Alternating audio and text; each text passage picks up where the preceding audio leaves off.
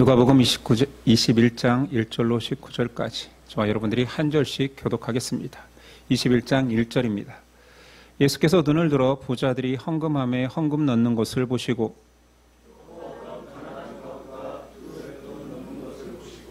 이르시되 내가 참으로 너희에게 말하노니 이 가난한 과부가 다른 모든 사람보다 많이 넣었도다.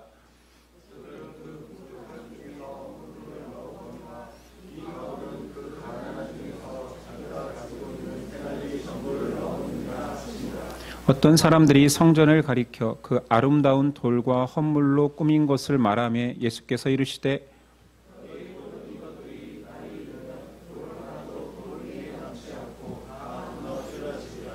그들이 물어 이르되 선생님이여 그러면 어느 때에 이런 일이 있겠사오며 이런 일이 일어나려 할 때에 무슨 징조가 있사오리이까?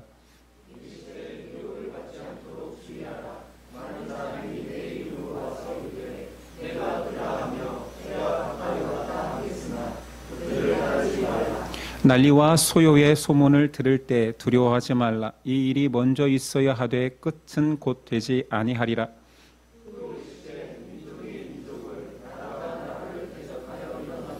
곳곳에 지진과 기근과 전염병이 있겠고 또 무서운 일과 하늘로부터 큰 징조들이 있으리라.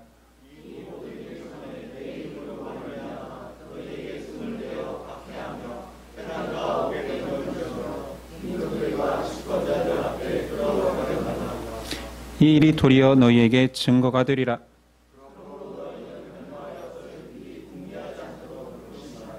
내가 너희의 모든 대적이 능히 대항하거나 변박할 수 없는 구변과 지혜를 너희에게 주리라.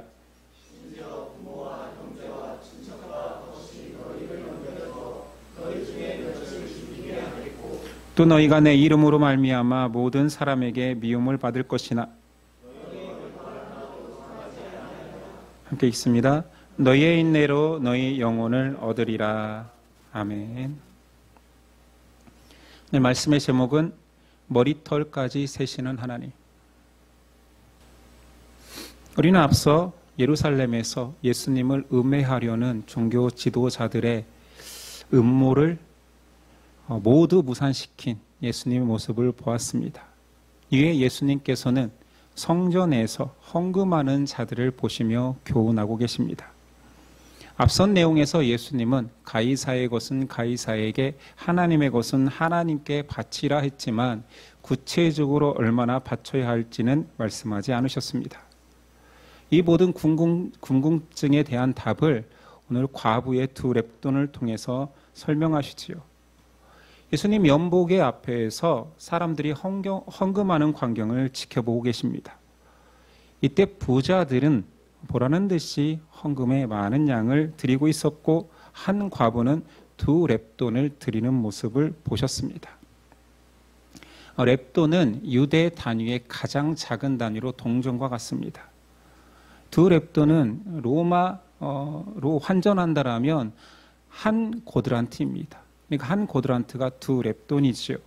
그렇게 말해도 이해가 안 된다면 한 데나리오는 성인 한 사람의 일당 금액이라고 했잖아요. 이 데나리온의 렙돈은 128분의 1입니다. 그러니까 이해하기 쉽게 한 성인의 우리가 일당을 12만 8천 원으로 계산한다면 한 렙돈은 1,000원이겠죠. 그리고 오늘 그 과부가 두 렙돈 2,000원을 드린 것이지요. 근데 문헌을 찾아보니까 과거 성전에 연복의 돈을 넣을 때 한 렙돈은 금지되어 있습니다. 가장 작은 돈의 단위인 한 개를 드리는 것은 너무 성의 없다라고 그때도 여겼나 봐요. 그래서 최소 단위가 두 렙돈입니다. 그러니까 과부는 드릴 수 있는 헌금의 최소 단위를 지금 드린 것입니다. 이 3절의 말이 이렇습니다. 가난한 과부가 두 렙돈 넣는 것을 보시고 이르시되 내가 참으로 너희에게 말하노니 이 가난한 과부가 다른 모든 사람보다 많이 넣었도다. 두 렙돈이면 헌금의 최소 단위인데 가장 많이 넣었다라는 것은 예수님은 헌금을 비율로 따지는 걸까요? 그러니까 부자가 만을 가진 사람이 100을 넣으면 10분의 1을 넣은 거잖아요. 10%. 그런데 1을 가진 사람이 1을 넣었으니 100%를 드렸구나. 이렇게 비율로 따져서 많이 드렸다는 말일까요? 당연히 아니겠지요. 예수님은 가난한 과부의 마음과 정성을 안다라는 표현이 있습니다. 물론 말씀 중에는 없습니다. 말씀은 이렇습니다. 원어에 부자가 많은 것을 드렸다는 그 많은 것의 뜻은 사실은 여기에 흘러 넘치는 중에라는 어원이 있습니다. 그러니까 부자는 흘러 넘치는 것 중에서 드린 거지요. 그래도 많았겠지요. 자, 과부는 가난한 중에라고 했는데 그 어원은 찢어지게입니다. 여러분, 어디가 상상되십니까? 우리 어디가 찢어지게 가난하다 표현하잖아요. 물론 그렇게 극심한 가난을 경험해 보지 않아서 거기가 정말 찢어지게 가난한 것이 어떤 건지 잘 모를 텐데 아마 단식해 본 분들은 알 것입니다. 먹을 것조차 없어서, 물론 풍족한 중에 살 빼려고 단식하는 사람들이 경험하겠지만 현대인들은 단식해 보면 가장 부대끼는 것이 바로 거기입니다. 거기 찢어지게 가난한 것은 먹을 음식조차 없는 상황에서 두 렙돈은 생활비의 전부다 예수님이 말하고 있습니다. 헌금 액수의 많고 적음이 아니지요. 이 본문은 많은 헌금이 잘못되었다라는 내용도 아닙니다. 과부에게 초점이 맞춰 있습니다. 그녀는 궁핍한 중에도, 찢어지게 가난한 중에도 전부를 드릴 만큼 간절함이, 정성과 마음이 담겨 있다라는 뜻입니다. 우리가 헌금을 묻는 사람들이 종종 있습니다. 교회에서 헌금은 어떻게 해야 됩니까? 우리는 헌금을 헌물로 드리는 때는 지났잖아요. 예전에는 성미도 드리고 그랬거든요. 근데 지금은 다 돈으로 환산하다 보니 보편적인 가치의 척도가 돈입니다. 현대인에게 비싼 것은 좋은 것이라는 인식이 있지요. 싼 것은 하찮고 가차는 가치 없는 것으로 인식하는 것이 당연합니다. 그래서 현대 신앙인들에게도 그 가치 평가에서 자유로울 수가 없습니다. 예수님은 분명히 정량적 평가하지 않고 내가 정성적 평가를 하겠다라고 표현하는 것 같은데, 현대인의 가치 기준 속에 돈이라는 것은, 돈으로 헌물할 때 정량을 떠나서 정성만 드릴 수 있다는 것이 약간 어려운 시대가 되었죠. 이렇게 설교하면 또 목사니까 또 헌금 많이 하라고 저렇게 하나, 그런 표현이 아니잖아요. 우리의 정성을 담음에 있어서 하찮게 여기는 그 푼돈을 드리는 걸로 정성을 담았다 하기에는 본인이 더 거짓말인 것을 잘 압니다. 그래서 종교개혁자 마틴 루터는 이런 표현까지 합니다. 당신의 지갑이 회개하지 않으면 진정한 회개가 아니다. 제가 아는 목사님 교회에 한 청년이 왔답니다. 남자 청년인데 교회에 와서 어떤 고백을 했냐면, 세상에 이렇게 좋은 사람들이 있는 곳은 처음이다. 교회가 너무 좋다라는 말을 서슴없이 하고 다니는 남자 청년인데, 결국 교회에 정을 붙이고 시간이 지나 예수님을 주라 고백하기까지 했습니다. 이 청년의 특징은 굉장히 성실하대요. 자기 정규 직업이 있음에도 저녁에 아르바이트를 하나 더 띱니다. 그리고 주말을 이용해서 아르바이트를 하나 더 띄어서 직업 하나와 알바 2개를 띄는 정말로 성실한 청년이었답니다. 그런데 특이하게도 신앙 고백한 이후에 확인해 보니 단 한 번도 헌금을 하지 않더래요. 그래서 목사님이 불러서 반듯한 헌금 생활, 바른 헌금 생활에 대해서 가르쳐 주었습니다. 어떻게 됐을까요? 충분히 유추가 되잖아요. 왜 이 얘기를 꺼냈을까요? 우리 주변에 많이 들을 수 있는 이야기잖아요. 얼마 후에 그 청년은 교회를 떠났습니다. 저는 이런 설교, 이런 예화를 꺼냄에 있어서 부담감이 있습니다. 왜냐하면 수십 년 동안 저희 어머니께서 교회를 잘 다니다가 떠난 이유가 이 헌금에 대한 상처 때문에 교회를 안 가셨거든요. 그러나 바른 것은 바로 전해야 됩니다. 예수님 헌금을 이야기하시면서 내 보물이 있는 그곳에 내 마음도 있다 했습니다. 앞서 말한 청년에게는 정말 좋은 사람들, 행복한 사람들, 이런 곳이 없다, 천국과 같다, 사람들 너무 좋아요 했는데 그의 마음에 예수님은 보물이 아니었던 것이지. 그 청년이 목사님이 왜 너는 헌금을 왜 주일 헌금도 어떤 헌금도 많이 드리라는 것도 아니고 왜 표현하지 않니 했을 때 그 청년이 한 말은 자신은 자신이 목표한 금액이 차기까지 돈을 절대로 쓰지 않기로 했습니다. 그러니까 자기의 이 목표를 인정해 주십시오. 그러나 옷은 좋은 거 잘 사 입고 다니면서. 참 이중적이죠, 사람의 마음이. 헌금은 예배에 참석하는 요금이 아닙니다. 많은 사람들이 헌금을 교회 운영비라고 여기는 사람도 있어요. 물론 그렇게 사용된다고 해서 헌금이 운영비는 아닌 거지요. 헌금은 하나님을 향한 우리의 성도의 마음의 고백입니다.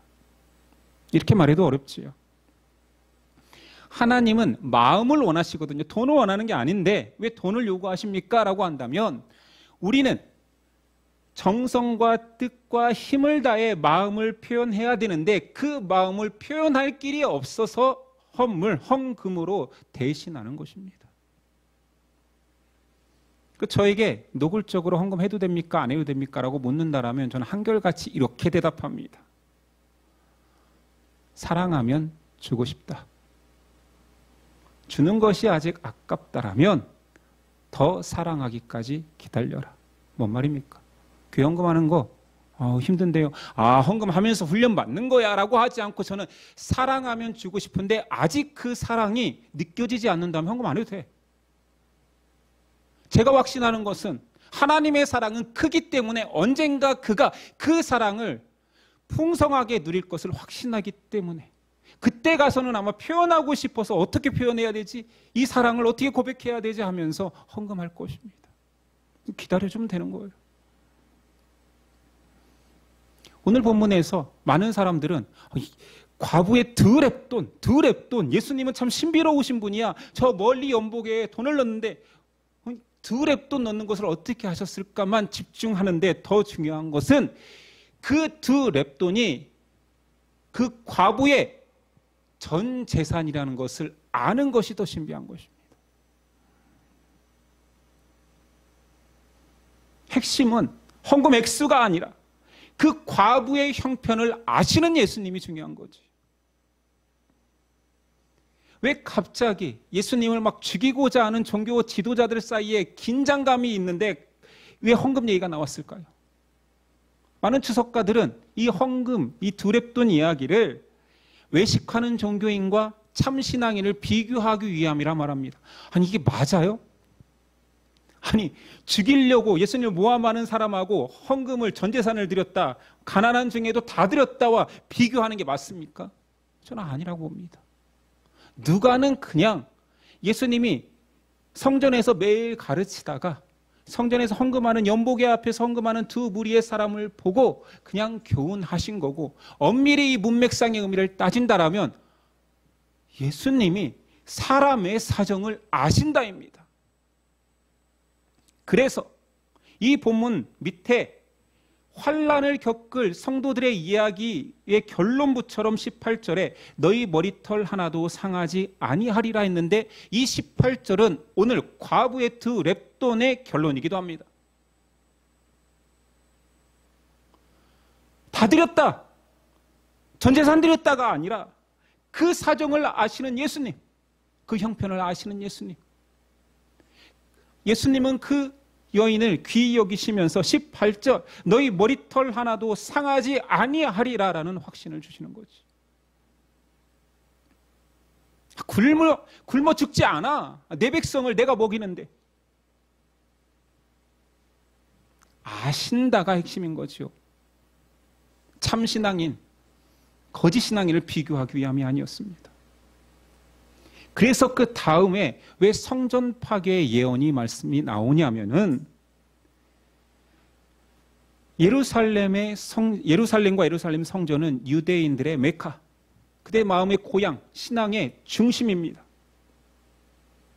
하나님을 따르는 백성들이 가장 귀히 여기는 그 장소에 닥칠 그들의 위기를 예수님이 아신다라는 거예요. 과부의 사정만 아는 것이 아니라 전 이스라엘 가운데 발생할 이 위기를 내가 안다. 안타까이 여기니 내가 염려하며 경고하노라. 이게 더 문맥상 맞지요. 예수님 성전 파괴를 선언하십니다. 지금 성전을 바라보고 있어요.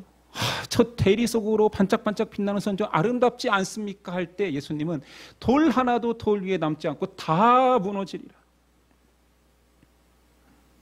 제자들 깜짝 놀랐겠지만 사실은 이 말은 누가복음에 벌써 2번이나 언급되었습니다. 3번째 말씀이에요. 누가복음 13장 34절이야. 예루살렘아 예루살렘아 선지자들을 죽이고 내게 파송된 자들을 돌로 치는 자여 보라 너희 집이 황폐하여 버림받으리라. 누가복음 19장에도 있습니다. 성을 보시며 예루살렘 성을 보시며 우시면서 예수님이 하신 말씀이지. 내 자식들을 땅에 메어치며 돌 하나도 돌 위에 남기지 아니하리라. 예수님이 3번이나 예루살렘 성전이 무너지고 성벽도 무너지고 다 무너질 것임을 말씀하시지.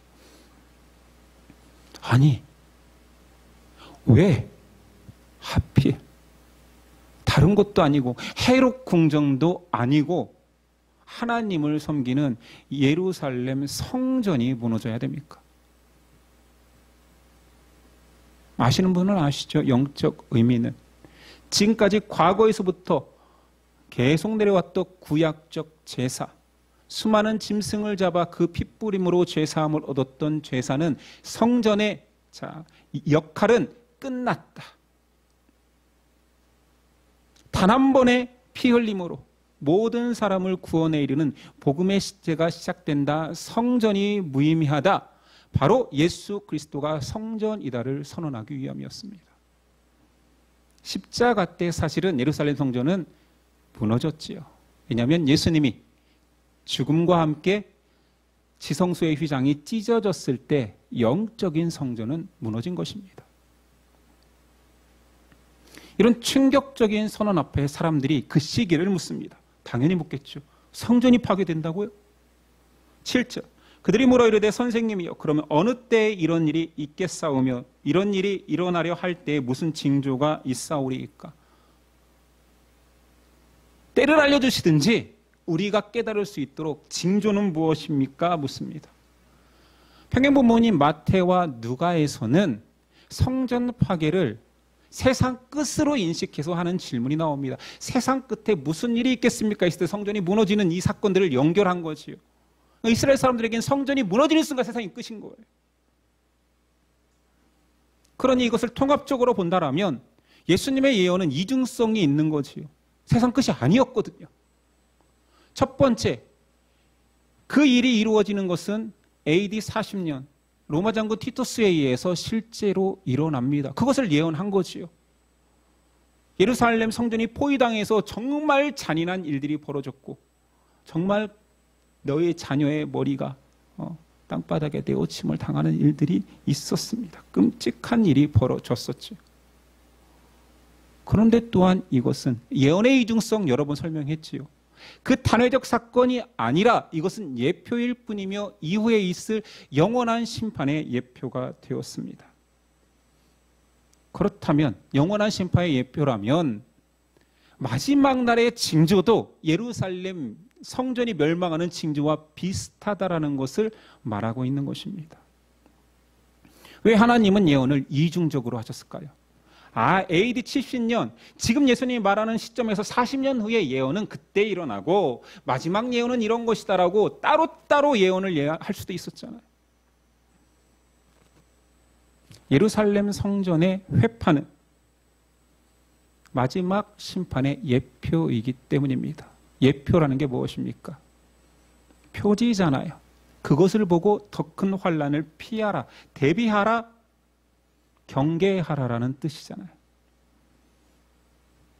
예루살렘 성전 파괴는 형식적 신앙으로 물들어버린, 하나님을 떠나버린 이스라엘 백성을 향한 심판을 보여주지만 그 사건을 통해서 예수를 주라 고백하지 않는 모든 세상 사람들의 영원한 심판을 또한 말해주고 있습니다. 이것이 연의 이중성이지요.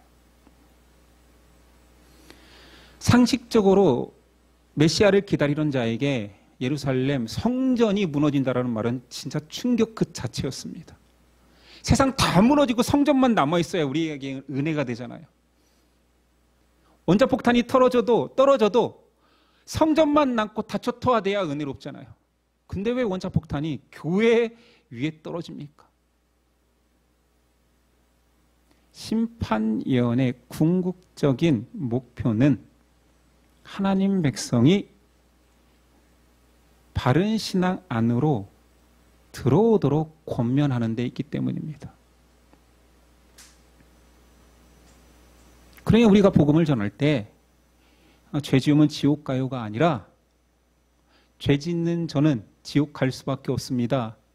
신앙인들이 먼저 심판을 받습니다를 전해야 되는 거지.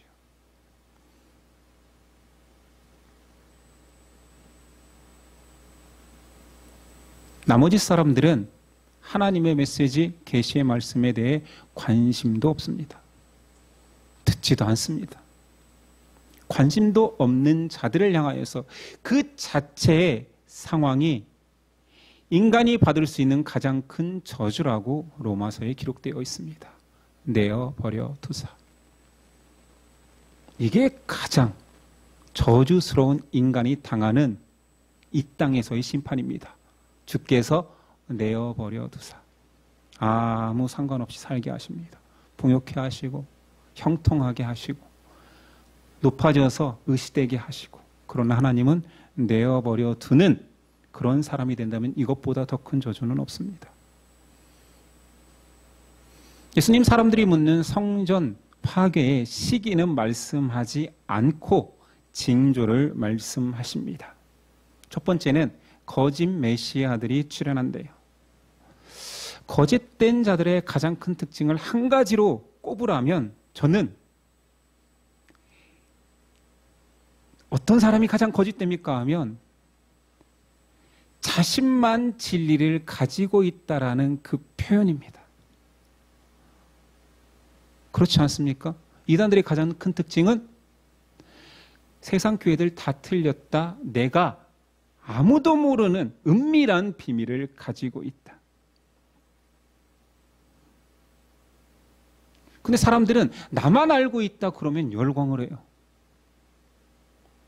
그럴 수는 없거든요. 왜냐하면 예수 그리스도께서 오셨기 때문에 복음의 진리가 풀어졌고 전파되었습니다. 하나님 나라의 비밀을 내가 가르쳐 줄게라고 했는데 그 비밀이 나에게만 있다면 이단 맞은 거지.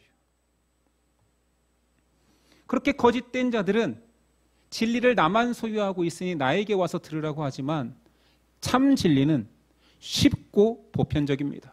예수님께서 풀어주셨기 때문이지요. 명심하십시오. 복음은 감추어진 묵시가 아니라 열려진 계시입니다. 나만 안다는 자를 피하면 됩니다. 이 성경은 나만 진의를 알아 라고 이단들이 계속 은연중에 강조하지. 교회는 이 뜻을 모르지. 목사님들, 야, 너 교회 다니면서 이 뜻 풀어준 분 봤어? 라고 하는 사람들이 굉장히 위험한 것입니다. 성전 파괴 전에 이 말, 마지막 때 이 말 징조 두 번째는 전쟁이지요. 그리고 또 언급한 것은 지진과 기근과 전염병입니다. 다 지금 시대에 경험하고 있는 것입니다. 우린 코로나 때 전 세계 팬데믹을 경험했기 때문에 아마 체감이 될 것 같아요. 그리고 지금도 계속되고 있고 앞으로도 등장할 것입니다. 그리고 예수님 예표로 마지막 말씀하신 것은 천체의 대변이요. 천체에 놀라운 일이 일어날 것이다. 그래서 천체에 신기한 현상이 있을 때마다 마지막 때를 논하는 것입니다. 예수님이 그렇게 말씀하셨기 때문이에요. 근데 이것들은 믿는 자와 믿지 않는 자를 구별하지 않는 전 세계적 보편적 현상이고 예수님 마지막에 하는 말이 우리를 두렵게 하죠. 이것들은 다 겪어. 그러나 너희에게만 겪는 시련이 있을 텐데 바로 핍박이다. 12절. 이 모든 일 전에 내 이름으로 말미암아 너희에게 손을 대어 박해하며 회당과 옥에 넘겨주며 임금들과 집권자들 앞에 끌어가려니와 16절이와 심지어 부모와 형제와 친척과 벗이 너희를 넘겨주어 너희 중에 몇을 죽이게 하겠고 또 너희가 내 이름으로 말미암아 모든 사람에게 미움을 받을 것이나. 이것은 성도에게만 국한되는 것입니다. 사람들이 미워한대요. 책 중에 뭐 미움받을 이런 용기 뭐 이런 책도 있었던 것 같은데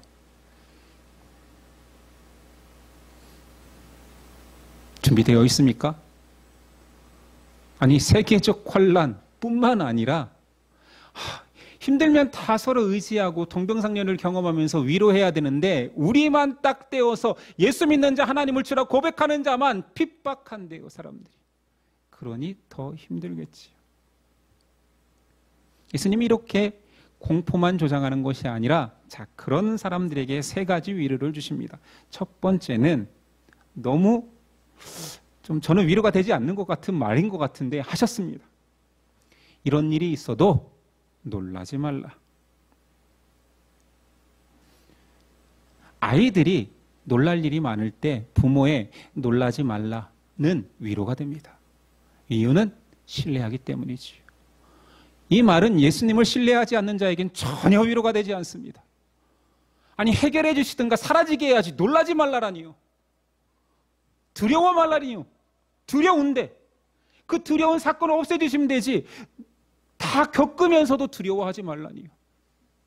신뢰가 있어야지만 가능한 일입니다. 야 놀라지 마. 왜냐하면 내가 다 겪어봤고 그리고 이런 일이 있을 거라고 얘기했잖아. 당연히 여기라 말합니다. 그러면서 예수님 다른 부분에서 진짜 놀랄 일을 얘기해 줄까? 자, 이건 놀랄 일도 아니야. 진짜 놀랄 일이 있어. 몸을 죽이고 그 이상은 못하는 자들을 두려워하지 말고 세상이 너를 미워하고 핍박하는 건 두려워하지 말고 오히려 죽은 후에 지옥에 던져 넣을 권세가 있는 분을 두려워하라.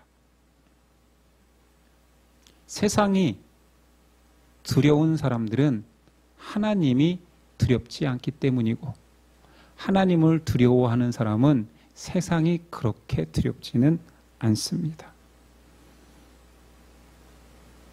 한시적 핍박 앞에 전전긍긍하지 말고 영원한 심판하시는 하나님이 두려워 말라. 내가 다 안다. 너의 상황을 내가 아니 괜찮다 하는 말에 위로받으라 하십니다. 두 번째 예수님의 위로는 하나님이 지키신답니다. 15절. 내가 너희의 모든 대적이 능히 대항하거나 변박할 수 없는 구변과 지혜를 너희에게 주시리라. 너희 위기 당할 거야. 힘들 거야. 그때마다 내가 지혜를 줄 거야. 지혜의 영 우린 성령님이 계시잖아요. 성령을 의지하면 모든 환난 가운데서도 피할 길을 주신다라는 뜻입니다. 그러시면서 18절. 너희 머리털 하나도 상하지 아니하리라.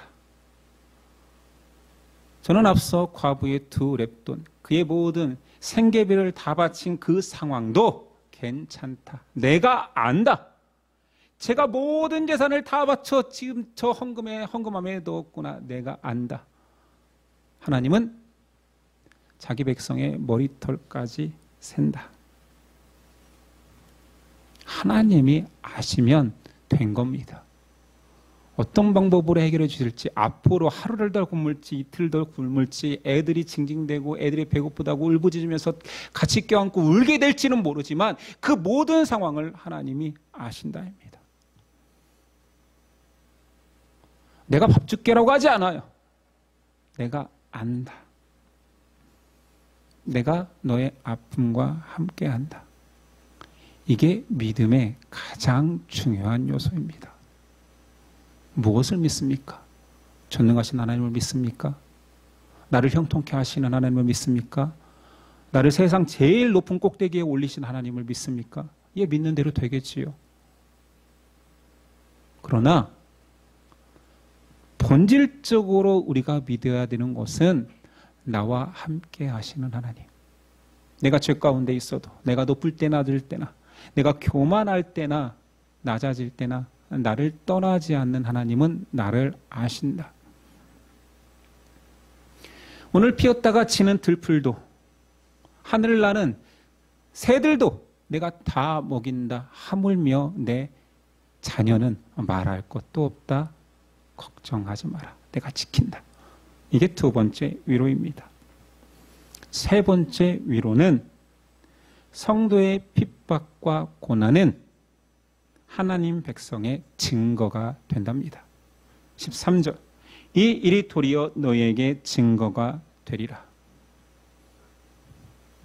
여러분에게는 하나님 백성의 증거가 무엇으로 나타납니까?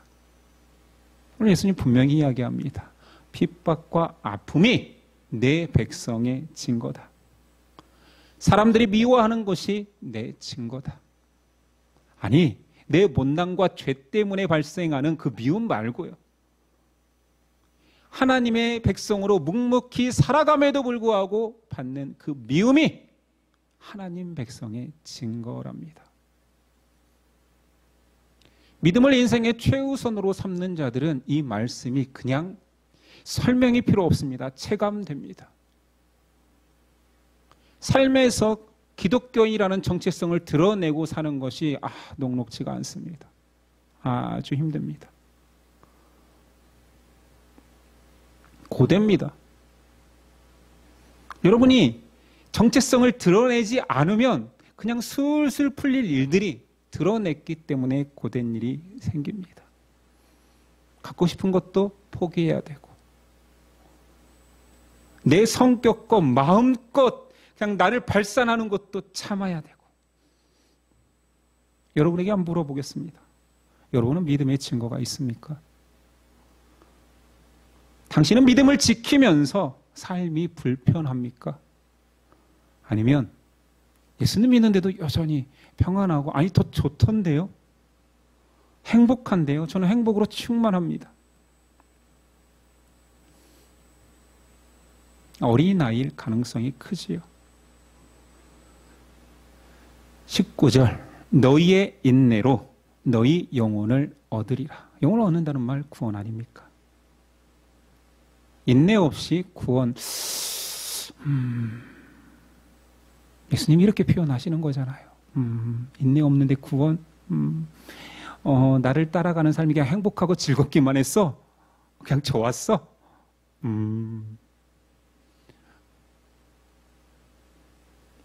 만약에 이게 우리에게만 하나님이 요구하시는 인내라면 우리도 항변할 수 있는 당위성이 생겨요. 왜요? 왜요? 왜 신앙생활하고 예수님의 백성으로 살아가는데 왜 인내가 필요합니까?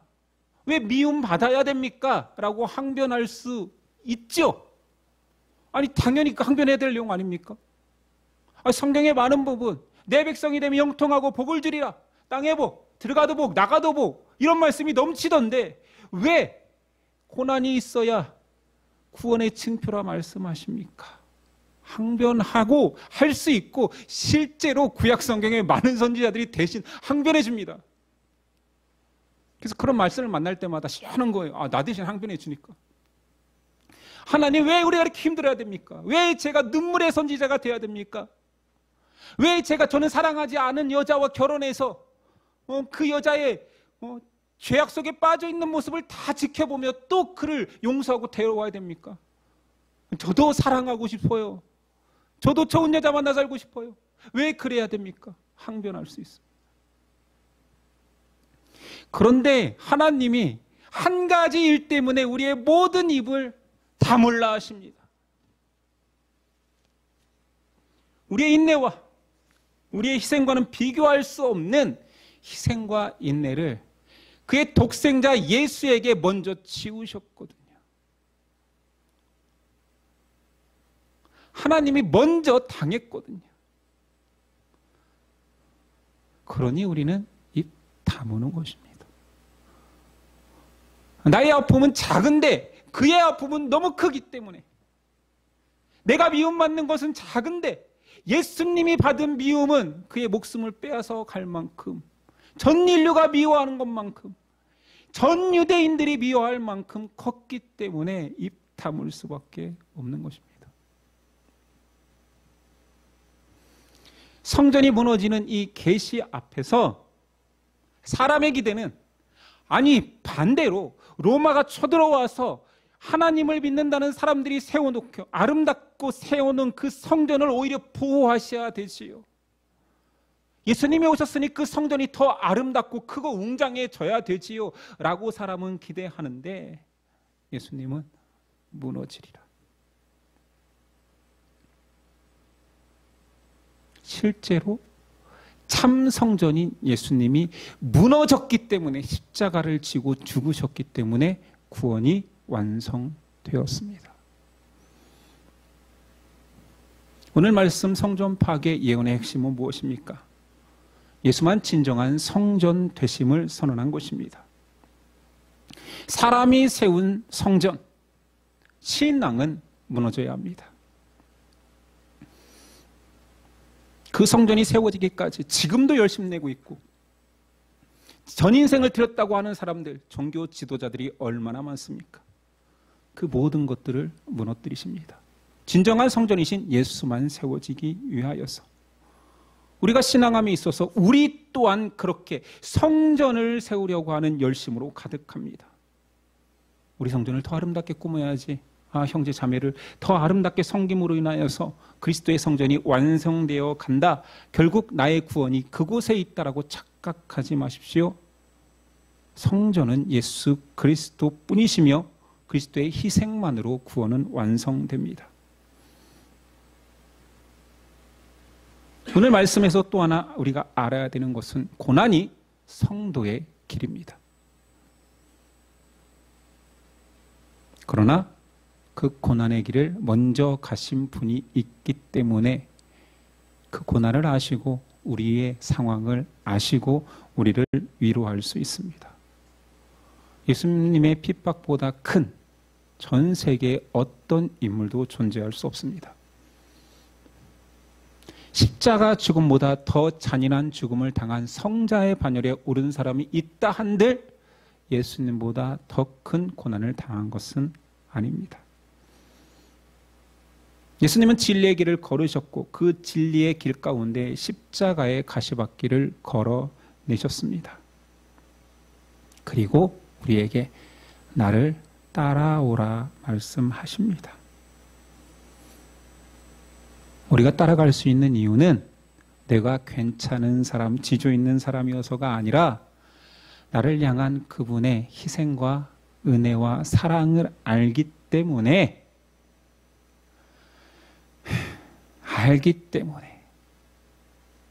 감수하는 것입니다.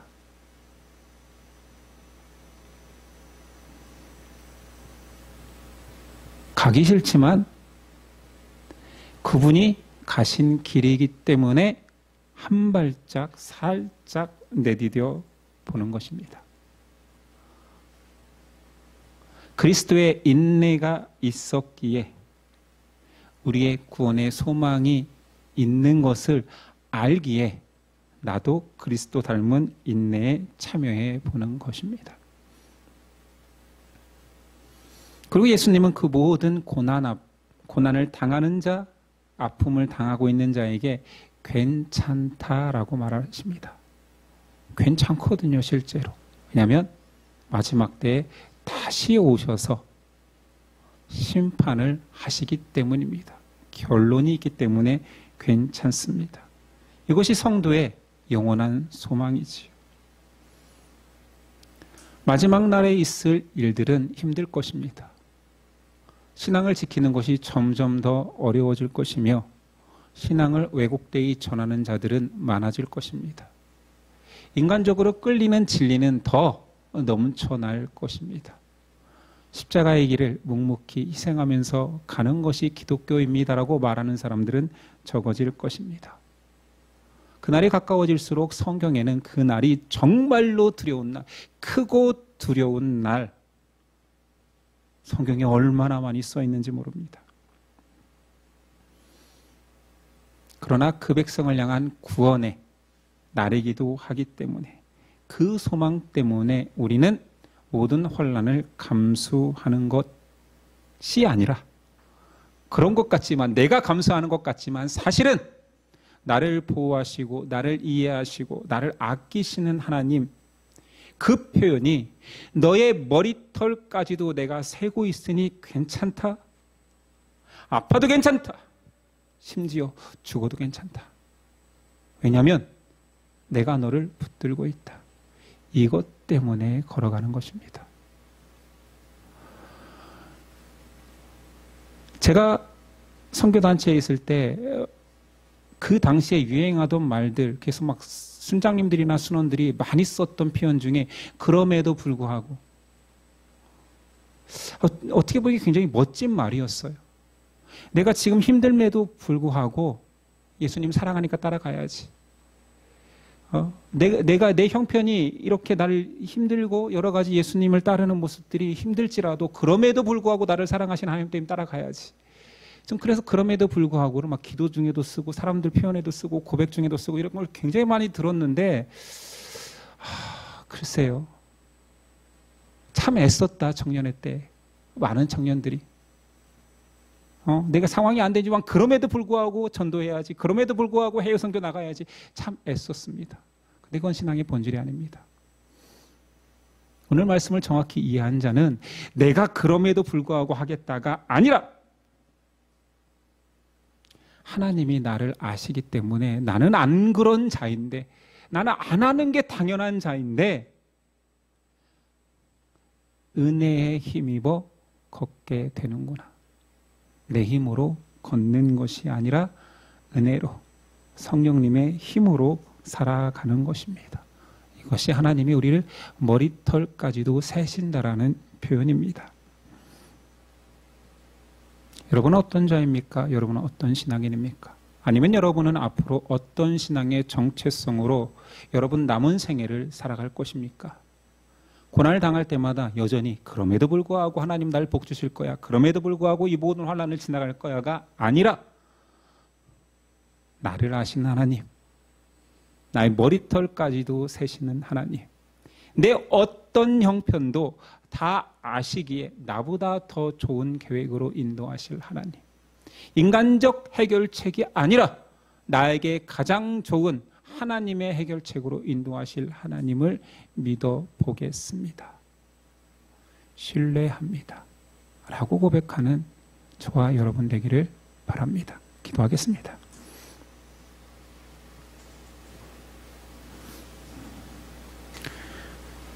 주님, 여전히 신앙조차도 우리의 힘으로, 우리의 의지로 예루살렘 성전을 대리석으로 꾸미는 행동을 우리가 하고 있지는 않습니까? 구약의 방식이 아니다 선포하면 오히려 내가 지금까지 이렇게 열심히 해왔는데 아니라고요 하면서 예수님을 미워하였던 유대인처럼, 그것이 아니다, 본질이 이거다, 나만 의지해라, 너희 모든 상황을 안다 하지만 몰라도 되니까 내 욕구를 충족시켜 주시옵소서라고 세속적으로 변해버린 신앙인데, 이것이 우리는 아닙니까?